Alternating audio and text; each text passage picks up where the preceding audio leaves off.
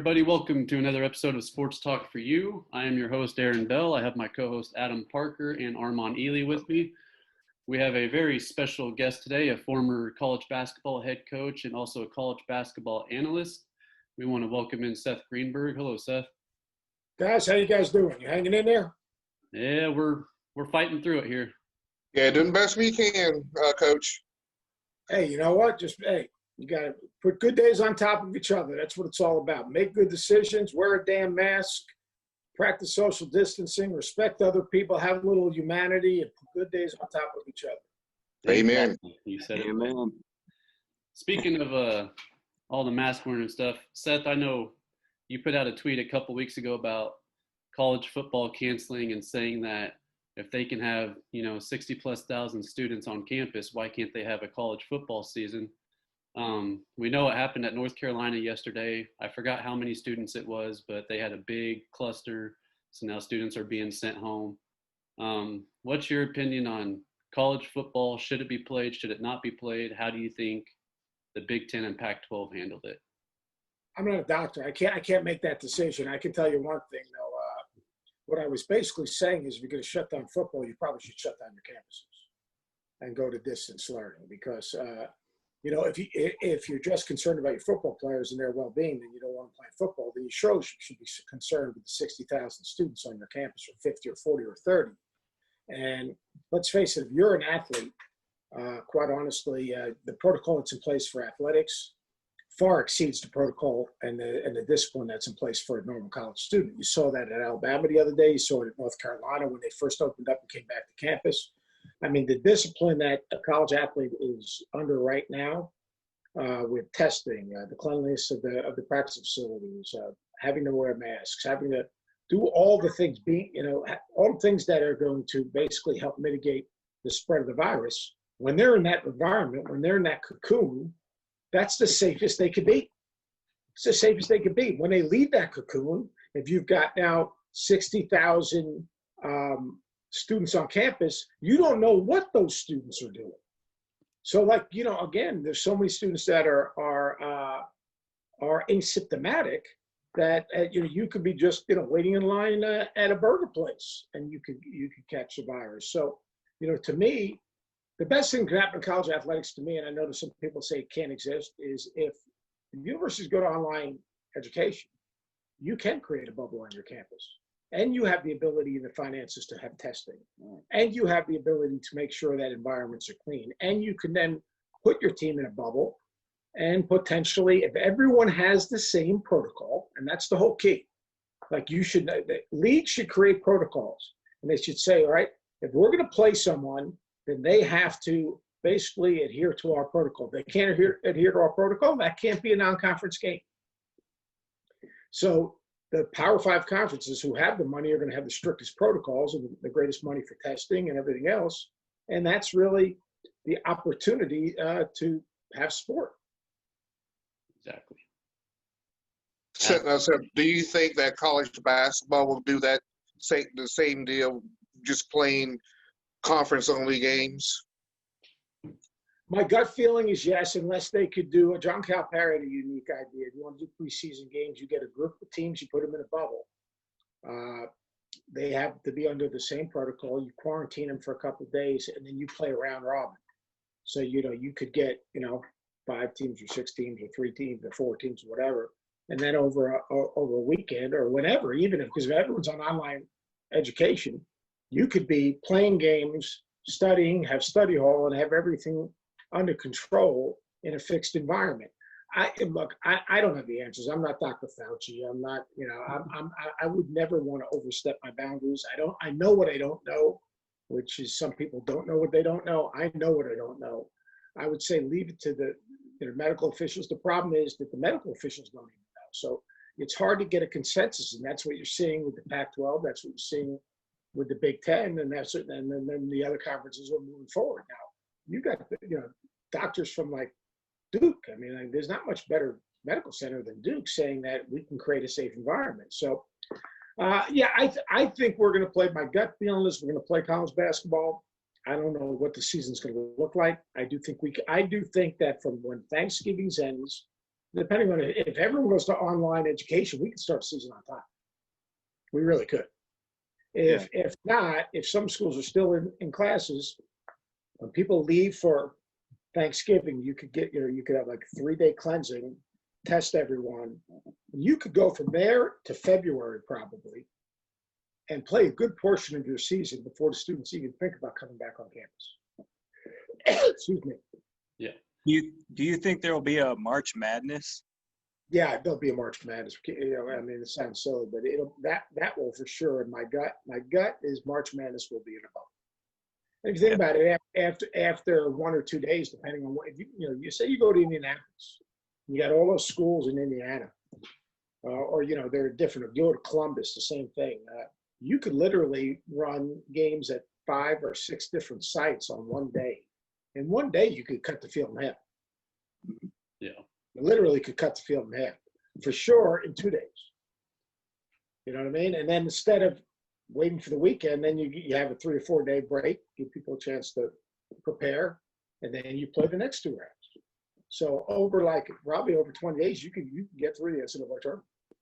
Now, here's the problem: is like for the low majors and lower mid majors, are they going to be able to have conference tournaments? Are they going to be able to have the protocol that you have games? I spoke to an athletic director literally 10 minutes ago, who basically said, unless they get that saliva testing that's about $4 a pop, they don't have the money in their league to do the testing, to have the protocol, to have games. So this could be the end of mid-major football. This could be the end of some low-major programs, because just financially, it's impossible. I mean, you can't print money. It's not like the government. Yeah.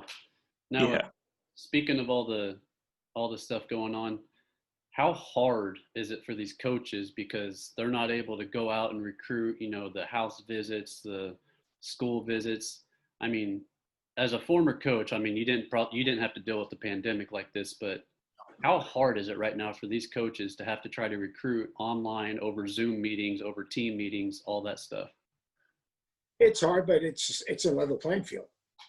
You can't get kids on campus. So what you're going to see is universities kind of gloss up their virtual campus tours. And let's face it, I mean, the best players are going to look at the certain schools who they see on TV. And as long as they're playing games, then, if that's playing games, then, I think people will still get an idea of systems. I mean, one and done kids are spreading out a little bit, but it makes it more difficult.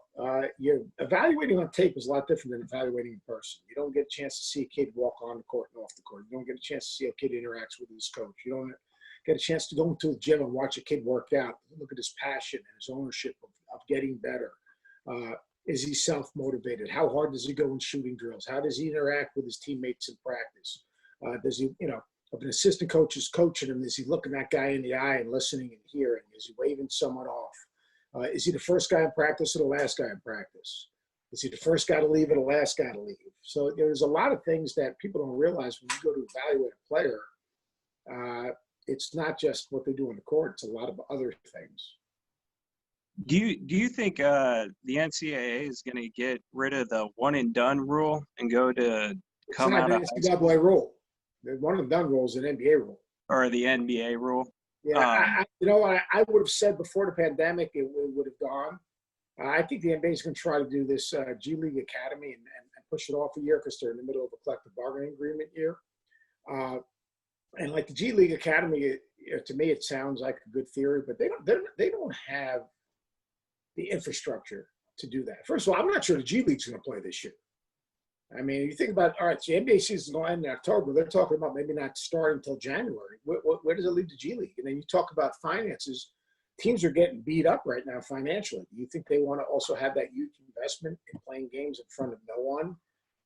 The G League's best chance is if college basketball gets wiped out, then, maybe the G League will take some of those television slots. So, it's the one and done thing I think could be extended because of the academy. To me, the academy, I'm not a big fan of it. I don't think everyone has to go to college.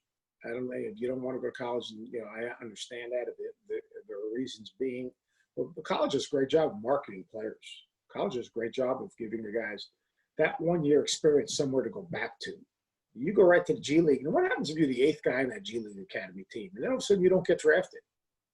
What do you do at 19? Yeah, What do you do? not much. Because everyone said we just go overseas. My brother coaches overseas. They're not just spitting out money because some guy was a McDonald's All-American. There's a lot of McDonald's All-Americans that can't get a job anywhere. Yeah. Right. Yeah. It's crazy.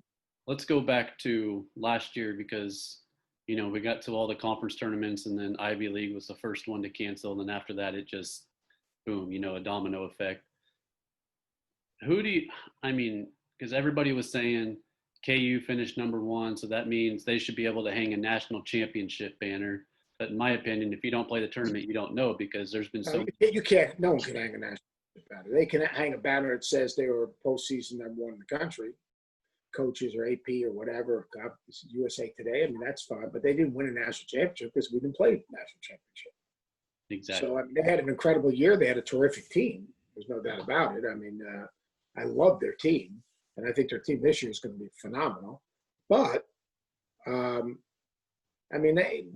just can't do that. It's like, the same thing, you feel for teams that maybe had a chance to win their conference tournaments and play their way into the tournament, won bid leagues. But you can't just go claim, we won a national championship. We were the mythical number 1 team in the country, so we're the mythical national champion. You just can't do that. Can't do it. Yeah. Now I want to ask you because I just want to know for you guys, you're used to being in the studio, you're used to being around your colleagues. How hard is this for you guys, not being able to see your colleagues, go out to dinner, do all that stuff, and you guys having to do most of your shows from home on Zoom meetings or over podcast? I mean, is that hard for you guys? Or are you guys still enjoying it? Yeah. I mean, to me, this time of the year, I'd be at the NBA Summer League doing Summer League games. The NBA season would be over. I'm in the midst. I just spent today preparing for the season. I mean, we're doing that stuff. We talk on the phone, but it's different. I mean, it's no different for us. The uncertainty. We're going to have games in November. We're going to have games in December. We're going to have games in January. Are we going to have games? And those are the conversations we're having. What do you think? What do you think? Yeah. It's all speculative. It's all opinion. It's nothing hardcore. So I mean, it's difficult. I mean, for us. I have a daughter who's supposed to get married. We had moved back a year. Another daughter was expecting a child. I had another daughter just took the bar exam and is waiting to move to Charlotte for a job. So, I mean, that's as stressful as anything else. But yeah, I mean, it's different. I mean, going to Vegas for the Summer League for 2 weeks is always a lot of fun. Doing the different things I do. I do some work for Adidas and run camps for them and do some different things. Even in my own household, it's difficult. My wife's got a respiratory disease, so we're pretty much quarantined. I mean, except for me going out to the market or walking 14, 15 miles a day right now. There's not a lot to do besides do Zoom calls, speak to coaches, my podcast, doing a web show for Hall of Pass Media, which we have actually tomorrow we have Chris Beard on, so that'll be a lot of fun. Yeah. Armand, any last questions? Yeah, I got a question.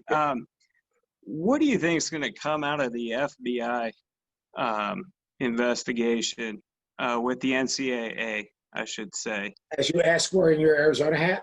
Exactly.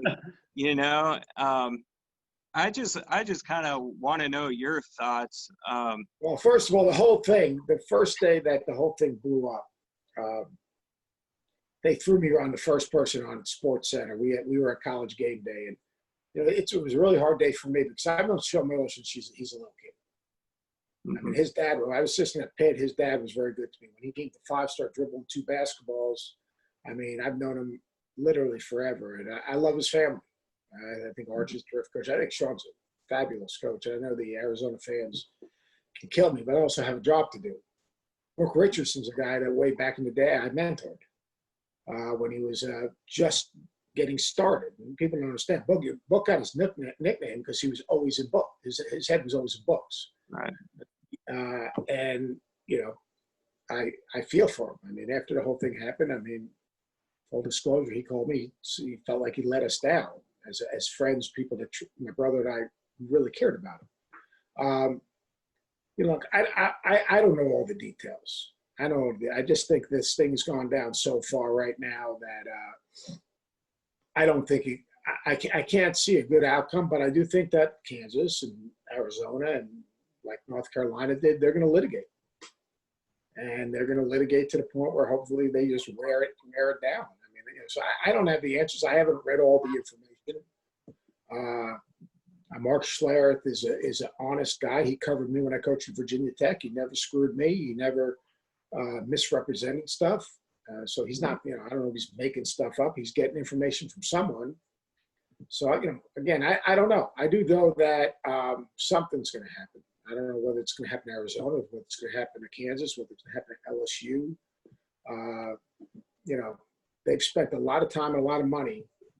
I don't believe they're chasing their tail, but maybe they are. Maybe they are. I mean, I'm not an expert on it, Right. but it's not a good look for anything. And our profession, I mean, we're getting into this NIL and everything else. A good player is going to have some type of relationship with a money manager, a really good player, and an agent. Whether the agent is supporting his AU program or a money manager is working with an aunt, an uncle, someone. I mean, I've been saying this for 5 years, and then when this thing happened, I mean, that's just the way it is. I mean,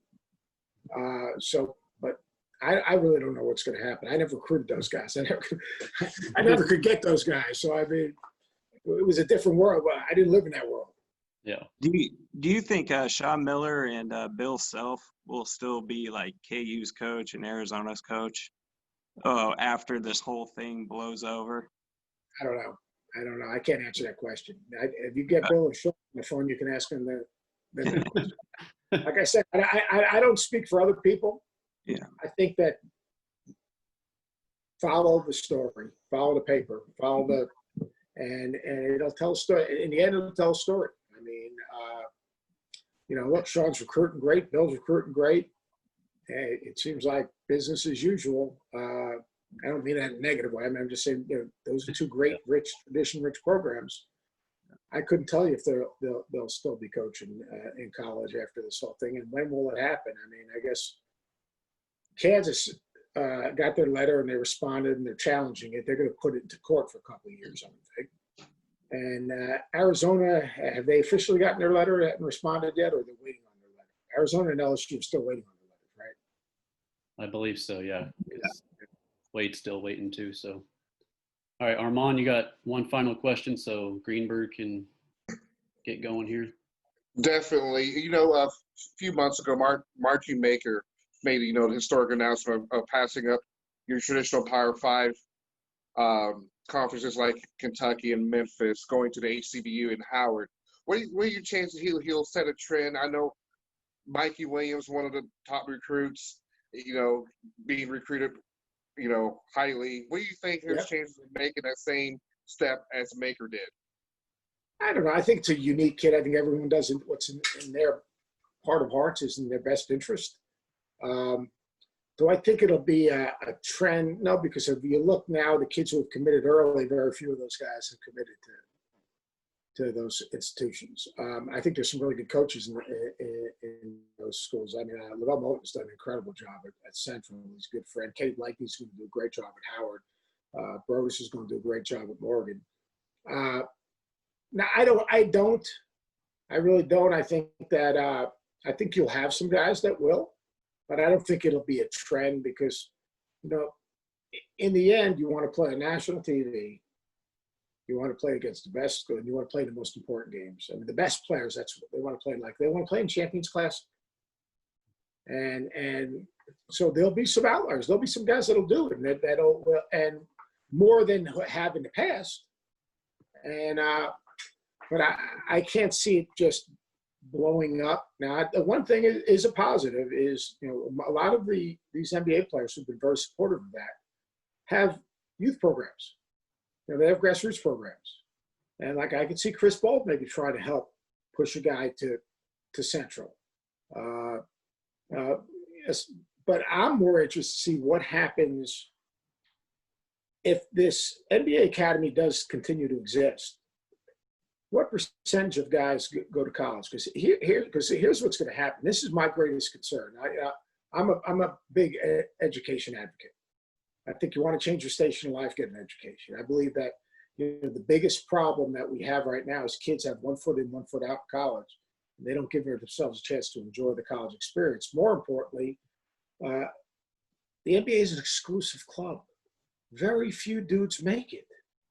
So, like, you need to get an education and you need to network while you're in college so that you can meet people that can open up doors for your future. And that's like one of my biggest pet peeve for the NCAA is this should be a mandatory program on every college campus, a networking program with athletes to meet people so that when they graduate and when the ball finishes bouncing, they can go to people who can introduce them to people who can open up doors to give them those opportunities, not just to have a degree, but opportunities to then change their station in life.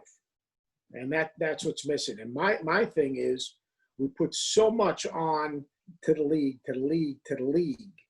and we don't put enough on get a worthwhile education. Use your platform in college and your celebrity to meet people, to open up doors, to help you basically change. I used to use it in recruitment. The best way to change the cycle is education. It's the best way. It's the best way. And I'll tell you, like I did a call about a month and a half ago with a bunch of my former players, about 70 guys. They're all doing terrific. And some of them play professionally. Most of them are professionals. And they wouldn't be professionals if they didn't get the degree. And if they didn't meet people that could open up doors to the future. Exactly. And that's what we're missing. Yeah. Yeah. I mean, as a guy myself, I don't agree with the one and done G League. I'd rather have guys go at least 2 or 3 years. Yeah, but that's not fair either. That's not like 2 or 3 years is not fair. I mean, because if a kid can do, once a kid gets that 1 year under his belt, first of all, that school's going to guarantee his scholarship forever. Number 2 is now he's part of a family. He's got somewhere to go back to. If you go to the G League Academy and don't make it, and you're the 8th, 9th man, and maybe you get drafted late in the second round, don't get drafted, and then your career's done at 22 or 23, where do you go back to? Yeah. Where's your safe place? Where's your landing spot? And like, to me, we've got to emphasize that. And it's just, we're missing the boat. And people say, well, they can go overseas. Look, my brother coaches overseas. Money's not flowing. Like, first of all, a very special player can only make it overseas. Like my guy, Javon Gordon, he's played there, made a ton of money. Malcolm Glennon made a ton of money. There's a lot of the hyped up guys usually don't make it over there because you know what? Overseas is not about potential. It's about productivity. If you're not a winning person, if you're not a winning player, if you're not a good teammate, if you don't understand how to get along with people, if you're selfish as opposed to selfless, you're not lasting very long overseas. And you know what happens? If you are not a winning player overseas, all right, they don't pay you. They send you home. And then when you send you home without a paycheck, where do you go from there? So it's just undervalued. Education is undervalued, and the experience is undervalued, and the network potential is undervalued, and that's what we've got to get across our communities, and that's what the players in the NBA have got to do. We've got to continue to go back into the communities and emphasize education. Yeah, I agree. So if any of you young high school basketball players out there are watching this, take it from Seth Greenberg. So Seth, we want to thank you for your time, and we hope you stay safe. Good luck to your daughters in law school, and good luck to that grandbaby you're getting ready to have. So. Okay, you guys be safe. Be careful. Wear the damn mask. Be smart. If we can show some discipline, be a great teammate. That's most right now. People need to be great teammates, and they need to be like in a locker room. In the locker room, people have humanity. They have respect. They care about each other. They have empathy for each other, and they all pull in the same direction. If our society could be like a locker room, we'd be a whole lot better shape. Thanks, Coach. Thanks, guys. Appreciate it. Coach. All right. All right, guys, that's going to do it for Sports Talk for you today. Please go ahead and like and subscribe to our channel. We will have another show coming up later in the week. Thank you.